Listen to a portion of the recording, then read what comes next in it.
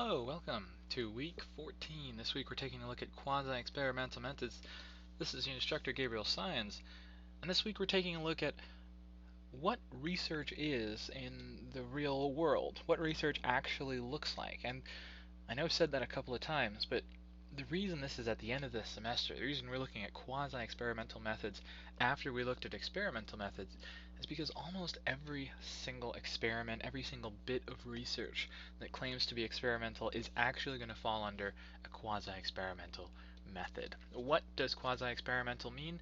It means a situation where you can control some of the variables that you're working with, but not all of them.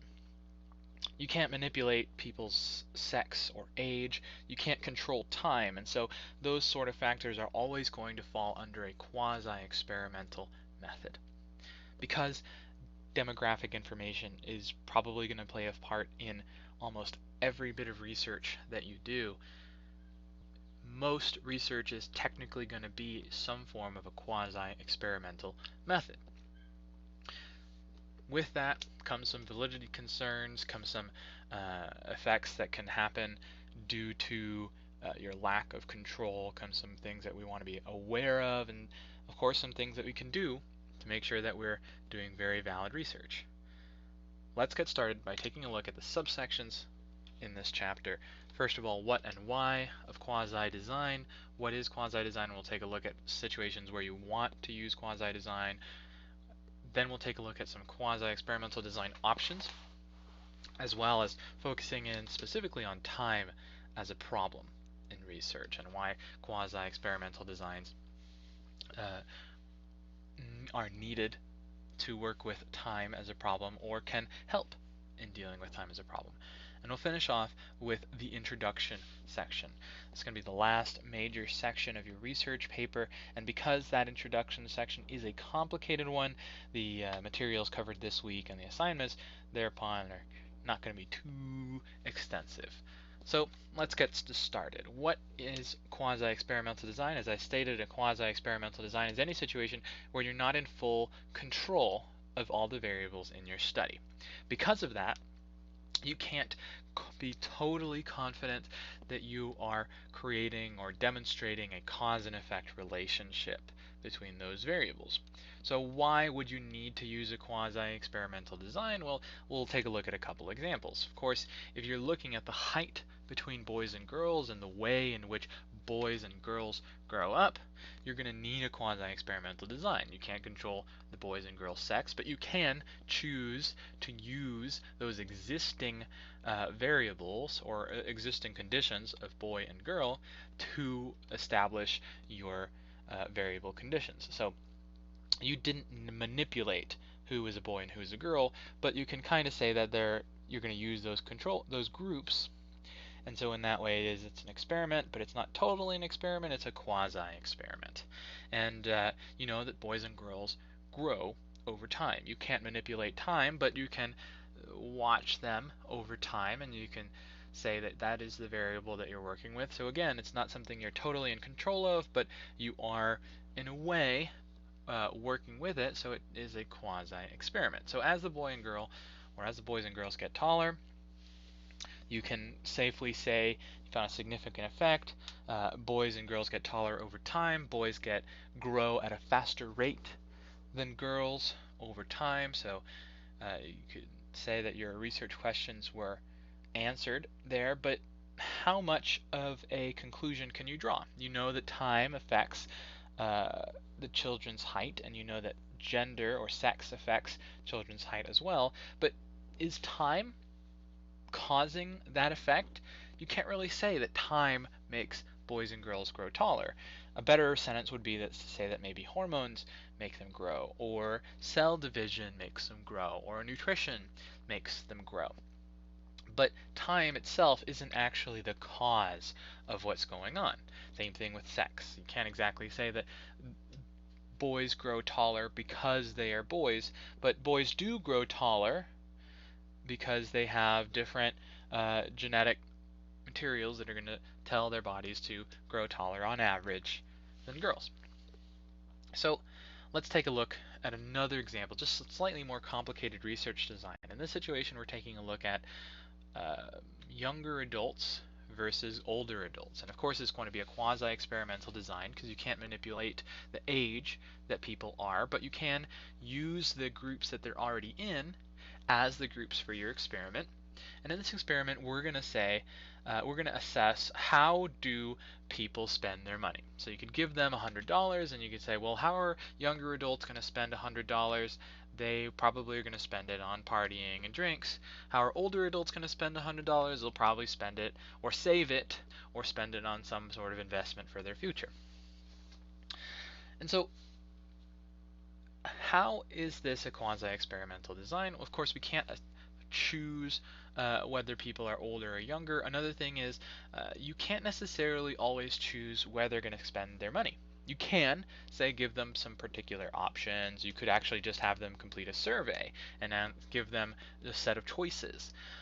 But either way, this is never going to be a fully experimental design because you can't manipulate those groups that you're working with. You can't manipulate people's age. And you really wouldn't want to if you could, because it wouldn't be a realistic to life situation. And so can we say that people's age causes them to spend money in different ways? No, not really. But we can say that older adults could be more focused on leaving something behind for their children. They could be more focused on retiring. They could be more focused on making sure they don't have to worry about things. And younger adults might be more focused on having fun, or they might be more focused that retirement might just be something that's so far away from them that they don't care about it. And so the age factor isn't really what's causing those differences in spending, but definitely age is something that is strongly related to those causes in spending. And so we have to say that this quasi-experimental design helps us understand the importance of age, but we can't conclude that age is the causal factor. I really hope that makes sense. It's a kind of a complicated idea, but a simple one all the same. With quasi-experimental designs, you're working with things you can't control. In experiments, we demonstrate causality, or we provide evidence for causality. So in a quasi-experimental design, we can't provide a strong evidence. Let's take a look at some reasons you would want to do quasi-experimental research. First and foremost, when you can't control all the variables like we've been talking about, demographics and social contexts, you can't make people richer or poorer, you can't make them younger or older, you can't change their sex or their culture that they come from. Another situation might be cost preventative research. So if you are trying to see, well, how does owning a yacht affect boys versus girls? Well, there's no way that a researcher is going to have enough money to just give a yacht to people. So you'll need to use some sort of quasi-experimental design, or maybe even correlational design in that case, to assess what's going on or how that affects how yachts affect people. Another situation is going to be when you are working with ethical issues. Under no circumstances should you ever abuse a child just to see how it affects them.